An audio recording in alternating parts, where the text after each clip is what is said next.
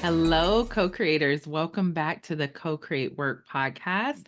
And today, Chloe, we are talking all things co-creating communication. We are on a culture series here. I don't know if we said that in our last episode, I'm not where sure we're either. gonna, where we're gonna talk quite a bit around co-creation. Of course, we're co-create work, but we're also going to be talking quite a bit about culture and the steps, all of the tools, templates, things that you can use to impact culture change within your organization. We, as we mentioned in the last episode, just finished the culture crash course. If you are listening to this live, then you still have an opportunity to sign up for session 2. We will have more details at the end of this episode. And we are just really excited to talk about all things culture. Chloe, I know the other day we were kind of on a call with one of our external colleagues, partners, and we were talking about the impact of culture in organizations. And I feel like the message is kind of just now getting out there. We've Yep. always considered ourselves a culture company, but we are really thrilled to be a part of leading this change where we focus on the transformation that culture can have, not just to the bottom line, but to people's lives, which is the reason that we became a business in the first place. Yes. And I think one of the things that's really interesting as we talk to both our partners that we work with, but also clients, is there's not a clear understanding of how much culture can be impacted by Yeah. different activities, different systems. Just it really, you can create great culture, and it's Yes. not in like some weird magical way. Like there are steps, and communication is a huge part of culture, which is Yeah. why we're talking about it today. Yeah, absolutely. And it has so many elements to it, right? It's like the stated language that we use, and we're going to talk about that in a minute. It's unstated, things that are kind of assumed, but not really said out loud. So we just want to talk about the impact of communication within the context of culture, as well as give you some really clear recommendations on what you can do to make some changes around communication and culture. Yes, and to start off, I would love to share a couple of statistics that I Yeah, think let's do are it. valuable just to understand how important communication is. So this is from Zipdo, and a couple of statistics that they have. 86% of employees and executives cite lack of collaboration or ineffective communication as the main source of workplace failure. 86% of employees and executives. Yes. And so the gap there in communication has a significant impact on the success of the company. We see this over and over again being inside of companies. Folks are like, I don't understand why the product isn't taking off. I can't understand why we aren't having higher results. I can't understand why we're getting lower client scores. And it all comes back to a significant piece of that is communication. Yes, yes, and then one more statistic, and this one is near and dear to my heart as someone who is Mhm. all about manager development and training. Leadership, Yep, yeah. 69% of managers are uncomfortable communicating with employees. What? Yeah, Oh, wow, yeah, okay.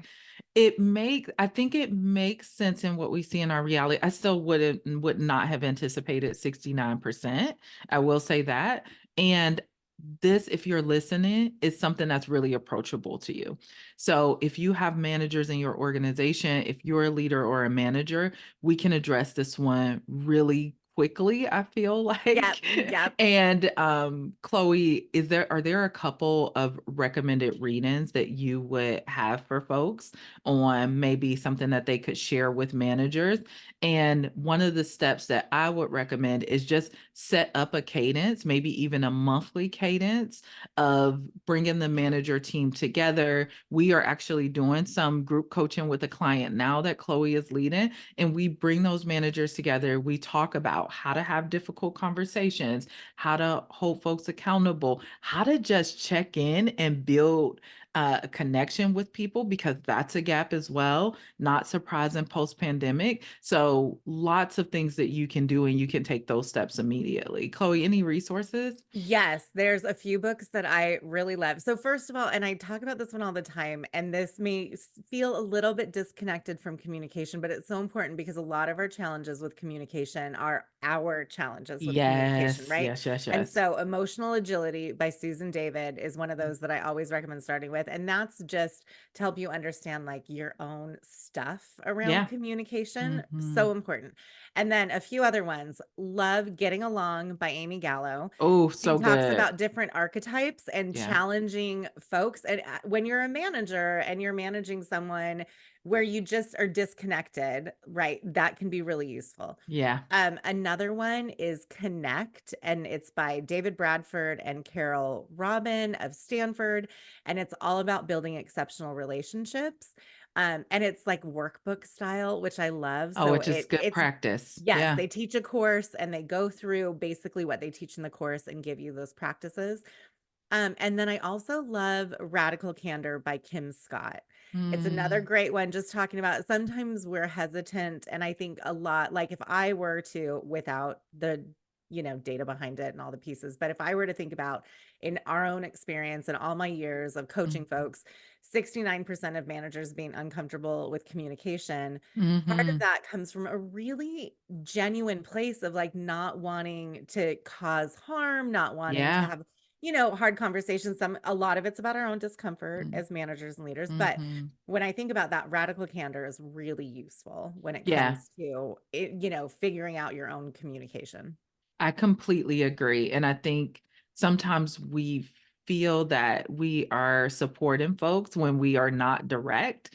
And often that comes across as manipulation. It comes across as being passive aggressive. And Yep, so it's much better for us to communicate in a clear and direct way and say what we mean and mean what we say, if I can go absolutely. back to that sort of saying. And so radical candor gives you some real tools to kind of feel more comfortable being direct in how you communicate with other folks.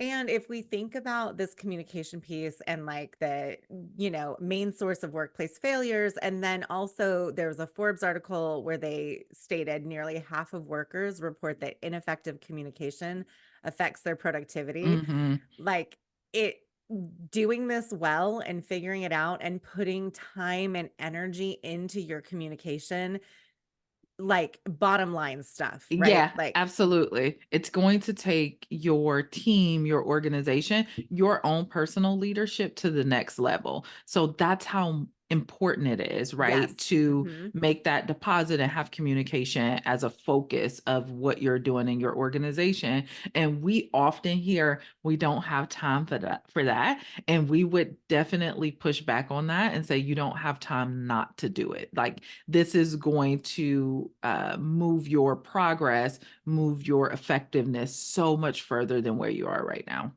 It's also fascinating, Lakita, as we think about the clients that we work with and that when especially going in to do retrospectives, how Mhm. often communication is a Comes up. topic, Yeah. right? As a Like it's primary issue. Yeah. yep, Your team feels it.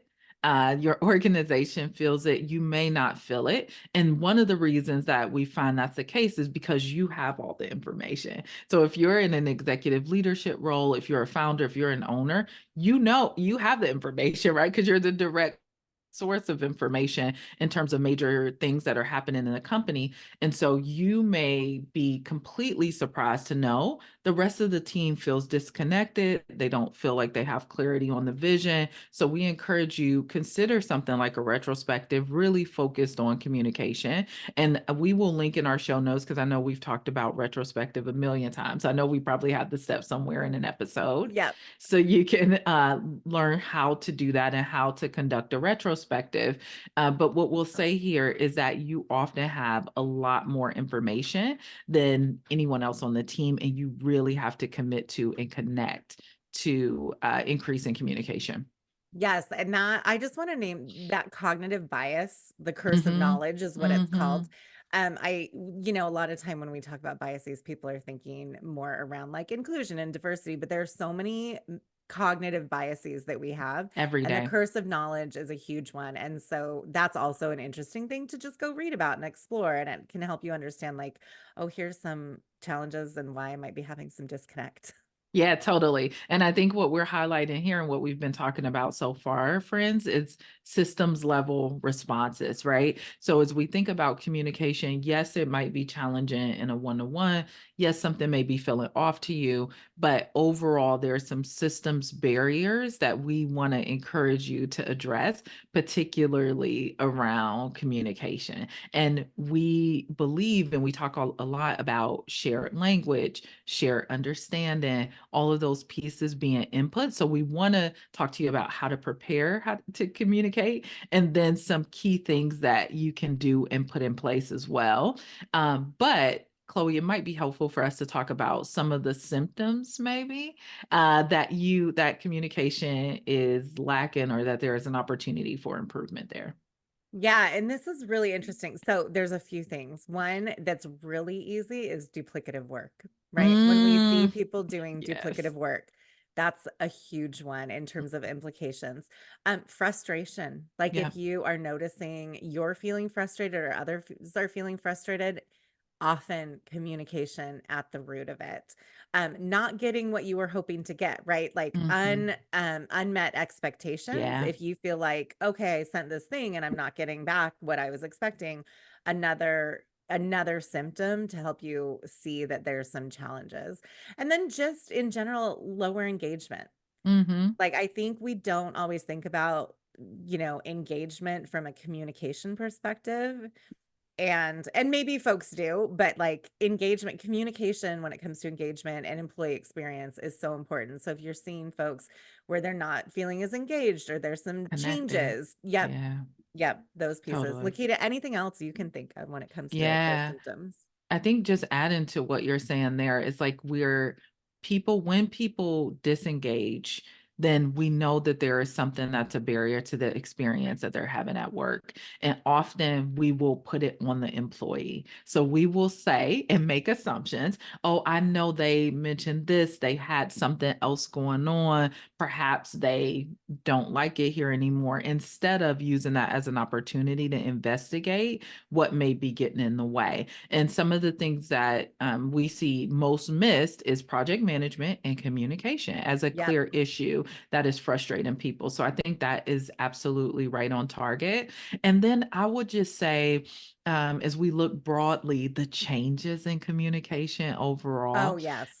impact of the pandemic and how we all communicate virtually versus being in person, and challenges that that causes. So really put in some intentional practices and steps in place to address those kind of system level shifts that we're all having, will be helpful as well. Absolutely. Okay, so you had mentioned preparation. So Yeah. let's talk about, first of all, where might someone be if they're having to think about preparing? Yeah. So you may be in a place where you've done any of the things that we just talked about, which is a retrospective, or you're seeing some of the signs and you are ready to say, okay, we want to make some changes to how we're doing things. That often starts with an initial conversation. So we want to start kind of there. Let's just say you're having a one to one with someone and you want to put some steps in place to be able to communicate with them effectively. The first thing that we encourage you to do is to take a beat. So often we see, and you may be in this position if you're listening here, of leadership, of ownership, executive leadership, and you are responding immediately. Again, remember what we mentioned earlier, which is that you have all the information. So some frustration or need to get things done will often cause us to act before we have really settled down and prepared to have a conversation. So, our very first step is to take a beat before you communicate. Absolutely. I also appreciate really like this because sometimes when we're in those challenging situations, we just want to not get out of it, but like Yeah, solve it, we right? want to, It's like we want yeah, to just like get it done. And oftentimes we can actually create a bigger issue by yeah, doing that by rather doing it than like wrong. Yeah. taking a beat. Also, it's really important too, as we think about like our intention versus the impact that we have on someone in that communication. When we move too quickly, we're really in our intention versus the Yes, impact that we're having. And so, considering it, yeah. yes, taking a beat can help you take that step back to say, okay, I know I didn't intend this thing, this impact. And there was still this impact. Yeah. Clearly, there was some impact there, and that step away can just give you a little bit of space to think about that. Yeah, ounce of prevention worth a ton of cure. Oh my gosh, amazing. So let's be preventative here, Yes, friend, yes, before yes. we jump in. So that taking a beat allows us to do something pretty significant. So what's our second step here, Chloe? Adjusting to the difference in the power dynamic within the relationship. This part. Right? Yeah. Yeah. So critical. And I will say, Lakita, this one is one that like it took me a while to figure out because from my intention, like I I feel like I'm always thinking I'm about like best open. intention, I'm open, all Yeah. those things. And the power dynamic of me saying something versus like someone who's working for me saying something to me is so different. The Yeah. impact is so different. And if you don't consider that power dynamic, you don't necessarily think about like, oh, I need to maybe be a little bit softer in how I approach this because of the power dynamic. I need to, if Lakita, between you and me, if I was thinking, oh, I can just send you a quick ping on Slack, Mhm. that might be different if I'm interacting with someone else, Someone else on right? our team. Yes. Absolutely. Absolutely. And we have to know that that is in place, whether it's stated or not, Yes. regardless of the type of organization you have as well. You're like, we communicate, we trust each other. That's amazing. And the nature of how we work, where we work, the way work is right now, at least centered here in the focused here in the US, is very hierarchical. And Very. so there is an impact when you are in a position of power and you are looking to communicate. So we want to ask you to be really intentional as you are preparing to have conversations, even catch ups. Just be mindful of that difference. And I think being aware of your responsibility as someone in Mhm. a higher power situation is super critical. I definitely have worked for and with leaders who are kind of like, well, I'm the leader, just figure it out. Like it's on Mm, you. And it's like, no, like, no. okay, that's fine. You can have that attitude. Do you want to Yeah. be right or do you want Or to do be you want to be successful? successful? Right. Period. Yeah. And we want you to be successful. So having this as a practice and really focus, like understanding that difference and being sure to be prepared, I think is a key thing. In terms of preparedness, one thing that we are huge advocates of, and it gets a little bit I don't know, challenged in the language zeitgeist, but talking points. So we always encourage leaders to prepare talking points when they are going to have a conversation. And it doesn't really matter what your personal communication style is here. It doesn't matter if you're more introverted, it doesn't matter if you're more extroverted. The plans it doesn't have to be, a written speech. It could Right. just Right. be a few bullets, but the key point here is to know your goal in this conversation. And talking points allow you to outline the key things that you want to discuss. It allows you to be really clear of your goals in the conversation and be prepared. As we mentioned at the top when we were talking about, preparation to communicate, is we see quite a bit folks are just jumping in rather than taking the steps to really outline the process they want to go through. And talking points is going to help to ensure that you do that as well. And if you're Yes. moving fast, it's going to slow you down, right? Which in general, right, back to kind of what you were saying, an ounce of prevention. It's the same concept comes to mind. I grew up sewing, right? Like Mm, measure twice, cut once type of thing. So yeah. just making sure you're taking that time. I also want to highlight that this is important whether it's a challenging conversation or a really, like, happy Yeah. conversation, right? Because a lot of times when we're giving people, like, positive feedback or sharing that they did something well, we're kind of generic about it, and you're like, Mhm. "Great job." And so the same talking points is so critical for both of those things to say, "What do I wanna actually like, what are the goals of the conversation? What do I want this person to walk away with coming out of this conversation?" So, so important. And Yeah. and I think we often spend more time thinking about the more challenging things because they're Yeah. Yeah. uncomfortable for us versus the happy, the like kudos Yeah. conversations. And they're both so important. Yeah, absolutely. We know that difficult, like doing a difficult conversation wrong has a significant negative impact, but we're underestimating the positive impact and what we receive by having a great conversation well, by having it even better by being clear and specific. Yes, underestimating, and I think, like, there's so much positive impact that you could have, Mhm, right? And that's mhm. that underestimation, just highlighting, like, you can go to the next level, right? Like, Yeah. this can take you to the next level, the whole team to the next level. And we so underestimate that. I think in a lot of areas, but more to come on that because I Yeah. think we could talk about that a lot, is we are moving a lot around prevention, prevention, prevention. Listen, what about opportunity, right? What Yep. about optimism? How do we move in that way? So don't we, don't get us started here. We'll get there. We'll get 'Cause there. we'll jump in on it, but so just keeping that in mind with communication and with anything else. Up next, we want you to understand that different people have different styles based on their lived experience. And so it is really critical for us to ask people and seek to understand, hey, how do you best like to receive feedback? When do you like to receive feedback? Knowing we might not be able to follow that every time, right? We had a partner that we worked with externally, and she gave us really great feedback, Chloe. She said, hey, when you send me a ping or you send me a message and it doesn't have any context, that's really difficult for me because I assume that something is happening that's based on my lived experience and how I grew up. That doesn't have a negative impact on us to make that change, right? Yep, And yep. so if we seek to understand from folks, hey, how do you best like communication? You can also share. One thing you can expect from me as a leader, I'm always going to be direct. I'm always going to be clear, right? We're going to have shared accountability. If you can lay those out and then you say, can you share more with me about some of your specific communication styles? Is there anything that you feel gets you rattled when you're going through having a conversation like this?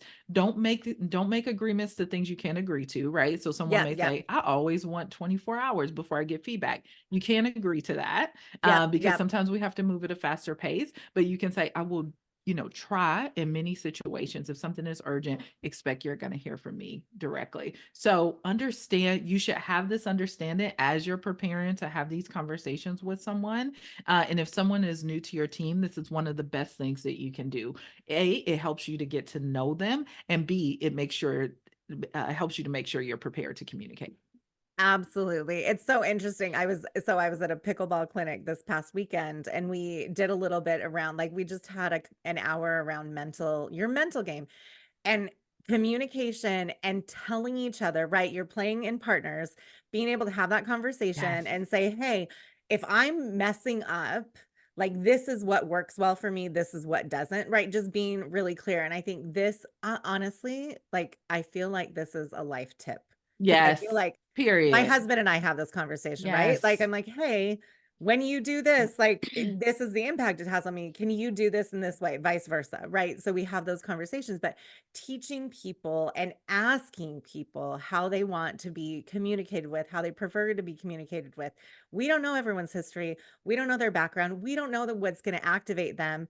And we don't need to know all of that information. What we Yeah. do need to know is what their preferences are. And I Yeah. will say for myself, right? Like, we've had this conversation where I'm like, whatever from my lived experience, when you ping me for 5 minutes and I don't have any context, my immediate assumption is like, oh, shoot, Yeah. that has nothing to do with you. That has nothing to Mhm. do with our relationship. That has everything to do with my lived experience. And how easy was that for me to just say that to you? And now And you just then give for me to context. make the adjustment, and then Easy. it's better, right? So Yep. Yep. that's exactly what we're talking about, and I think sometimes there's we hear so much in the world of leaders a bit like, you know, I just have to be transparent here, right? Like we're hearing a lot of like, just tell people what to do. If they don't like what you're telling them, you can move on, go through several people, have someone work for you 3 months before you make them an employee, just like all types of things that are completely against being successful, right? It's Totally, being quote totally. unquote right. And in most cases that information is dead wrong. But in addition to that, do you want to be successful? And if you want to be successful, have a high performing team, have a high performing organization, you're going to make this sort of investment. And so getting to know someone, understanding that communication preference and difference is going to push you so far ahead. There are conversations that we never have to have because we know each other's preferred style, we know the team style, and we can just move, right? And so that's the investment in time that we're asking you to make. And it's an investment in developing your leadership in a different way. It is, and I wanna name 2 more things just on that Yeah. note. So much as and I'm talking specifically about US culture, individualism, right? Yep. Centers individualism. So centers, "I'm the leader, this is how I do it, figure it out," which is what you were just talking about. Yeah. The other thing that I think this is true pretty globally, is an expectation that there's an amount of eye contact people should be making. There's, like, a number of things that come Yeah. up when it comes to communication where we make assumptions, and again, that conversation to understand people's different styles, this can come in too around like neurodiversity, Yeah. things like that is just to Yeah. understand like preferences around written versus verbal, having a conversation. Some people need more time to process information, so they'd prefer it in writing so that they can process that information. I heard something the other day on TikTok, someone talking about like an interview and well, they didn't make enough eye contact, which we've, talked about Yeah. before. And it's like, no, like you have those conversations. If someone's not comfortable with a certain type of communication, like have that conversation, ask them those Yeah, questions. ask those questions. Is it critical to the role, right? So Yep. it is a lot of key things to understand. And I think the more we talk about inclusion, right, then the more we understand that we have to be intentional and we have to be flexible and willing for things to look a different way. Often we want that for ourselves, but we aren't extending it to others. And that's where we really want to encourage you to say it's okay for you to be a different type of leader than what you're hearing about on TikTok or Instagram or even LinkedIn, and to take some of these steps that are really centered in humanity and are going to help you create a great culture. And I know we talked a lot about books, so I can't go without highlighting Inclusion on Purpose, which is Absolutely. about the intentional ways that we can build inclusion together, written by Ruchika Toshian, and it's wonderful. We'll link to that in the show notes as well. So we have talked about the steps for you to prepare to communicate. You're going to take a beat before communicating. Make sure you adjust to the difference in power. Build your talking points. Make sure you have talking points for a conversation as much as possible. Understand people have different styles, understand their lived experience, seek to get to know them as well, understand their motivations, their values, and this is going to help you to be able to communicate more effectively. So that's your steps in preparing for a conversation. And maybe it isn't even just a one-off conversation, but how can you always be prepared, right? So this is a framework that we want to ask you to apply. Next, yeah, were you Really going to quickly, ask something? I just wanna name also that, like, one of the things that you'll see a lot, and we'll see this with, like, business partners especially, is, like, they've had this relationship for a long time, so there's just, like, shorthand that happens in terms Yeah, of communication, and just wanna name, the closer the relationship is, the more trust, the easier it is to communicate and understand each other, which is great and amazing, and don't forget that that is different than when you have someone new starting, yeah. someone from a different background that you've gotta remember that it may be more challenging, it may require more time, and that's not a bad thing, that's just a difference in terms of your relationship and your understanding of one another. So Yeah. just keep that in mind. That's all. Totally. Yeah, good addition there. And even, in those power, those closer connections, or, you have been, in partnership a long time, it's always good to check in, Always, yes, and be absolutely. intentional about y'all's relationship together as well. So we gave you the steps for preparing to communicate. Let's talk about a little bit more macro level, systems level solutions that you can put in place around communication. So we have three systems level solutions. We like to call those macro level solutions for you. One is working agreements. Working agreements, working agreements, working Yes, agreements. and if you're not aware, Lakita and I wrote an article for Harvard Business What? Review. Did Yes, we? all about working Okay. agreements. So, lots more information there that you can Yeah. get. And the agreements are so important because a lot of things can be implicit. And when Yeah. it comes to communication, you can make these things explicit and be really clear on, and working agreements are broader than just communication, Yeah. right? But working agreements are part of that whole ecosystem at the business. But if you can make things explicit, it's better for everyone. It is. So it gives us those working agreements are going to give us that shared language, shared understanding together. And that helps us to outline the ways that we're going to work together. So the working agreements include communication, but think of them as their own mechanism for communication as well. It helps us to get a lot of clarity a lot faster. So we're going to link to that article as well, which literally will walk you step by step through the process of creating these working agreements. So up next is talking points, which we just hinted towards Chloe. Hinted towards covered completely. Covered Well, completely. not completely, but yes, talking We points Yeah, because really we didn't important. walk you through the Yes, steps of yes. creating talking points, but talking points is another one of those macro level elements that you can put in place. Particularly, we like to think about this in any situation where you're preparing for a conversation. We see a lot out there of tools and resources for employees on how to prepare for a conversation with their leader and their manager, and that's amazing. We want to see that continue. We want leaders to take the same steps. So build your talking points, be prepared for any conversation that you're going into. Yes, and then the last one is modeling good behavior. And Yeah. this one, I mean, this is so much broader than even communication, but specific to communication, right? We've definitely been in situations, Lakita, in team meetings where we're having a conversation about something. And I'm like, hey, I actually would like to be able to gather my thoughts on this before we have this conversation. Can we bring this up in the next team meeting? Right. Yeah. So being even more explicit when it comes to modeling behaviors, especially with your team members, to be able to show that you're doing it, and also it gives them permission to do the same thing. Yeah, and name and the point, really want to make sure we double down on that you mentioned there is name it. I am doing this for this reason. Yes, So the modeling and seeing the example is amazing, and adding that extra step as well, as you mentioned, of like, hey, I'm actually going to take a beat here so I can think more. I actually want to put together some thoughts around this so I can come back. This links to our working agreement about how we communicate here and bringing that conversation in. So it's really making this a day to day part of how you communicate.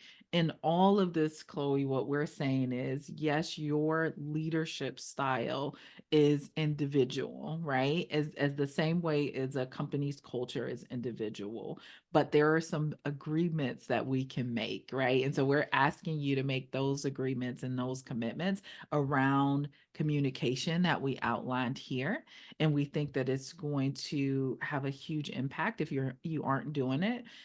Some of these are reminders for us, frankly, in keeping up, because this is, things get busy, things change. And so we just have to be really mindful and make sure we come back and tap back in. absolutely. It also, as you said, good reminders for us. I thought, we're always learning. When you teach, you learn, right? Yeah, And also just thinking through, yes, as we are getting ready to do our own team retrospective and check in on that's these right. these pieces as well. Um, Communication will be top. Yeah, totally. yes. I also just modeling good behavior wanted to mention one more thing, and I think this has come up a lot, but like model saying, I don't know when you don't know Mhm, something. mhm, I think this is something that makes such a huge difference in the lives of your entire team that mhm. it's like, it's okay to not have the answer right away. Yeah, I'm not clear, and we wouldn't say, what we're saying to make sure we're being we're being We're being clear clear. is not to just say, "I don't know," right? Yes, yes, yes, It's I don't absolutely. I I I don't need more know. I need information. more Yes, I need information. more time. I am also learning this. You can also Yes. change it into a question. I'm not sure here. What do What you do you think? think? What might we do? What might we try? It's such powerful language. I'm glad you added that because I think again, it's all of these inputs to communication that are floating around. And if we're missing a lot of them, then we can say, well, why does things feel off? Why do people seem frustrated or disconnected? It's because underneath the surface, there's a lot of things that aren't working. So if we put some of these communication pieces and practices in place, it's just going to lead us to much more feelings of connection, improve employee experience, improve your personal experience as a leader, which we want that for you as well. The last thing I want to say is we haven't gotten really explicit around transparency when it comes to Mhm, communication, and mhm. that is its whole own topic. I So I totally just agree. want to name we haven't like we're We haven't not forgotten yes, about we it. haven't forgotten about it because it is so important, and we will cover that separately because there's a whole host of things when it comes to transparency that are so important to consider. So I just want to name that, and that talking points as a starting point when it comes to transparency is so valuable because it helps you think about, do I need to share this information Yeah, for what my goal is, right? And yeah. that's a really useful point. So just wanted to name that in case anyone's like, what about how much should I share? What should I share? Yes, very important. Not It covering it is. today. Not covering it today. Start here. We have a lot Yes. of great things. We listed how you prepare to communicate. We talked about three things that you can put in place: working agreements, talking points, and modeling. And then we listed a ton of resources, which we're also going to have in the show notes. So this episode was so much fun. Like I love talking about Me too. communication. And we walked through the process of co-creating communication with you today. Yes, and for that, I mentioned Emotional Agility as a book and as a Mhm. great resource and starting point for your own, stuff. And I just want to make a quick plug that we're having a book club that's going to launch, and that's the first book we're doing is Yes. Emotional Agility. So if Amazing. you're interested in being in community and having these conversations with a group of folks, um, more to come on that, but book club will be starting in May, and we're going to do Emotional Agility first. Yes, book club is starting in May. More information to come on that. It's gonna be amazing. I can't wait to be in that container and space, with you, Chloe. And then in addition to that, the Culture Crash course is now live. You can sign up for that at what website, Chloe? It is cocreatework.com/ crash Crash course. course. Look Yes, at that. yes. You can tell. See, we got to work on our marketing. That's the There we go. cocreatework.com/crash course. We had a phenomenal time. As you heard in episode one, we would love to have you there. We would love to be in community and conversation, help you further develop your leadership, help you bring your organization along, whether you're the owner or you simply work in the organization. It is a fantastic time. So we would love to have you join us, and we'll have that link in the show notes as well. Perfect. And Lakita, I think that wraps up our episode. So It as always, does. Thank you for your leadership.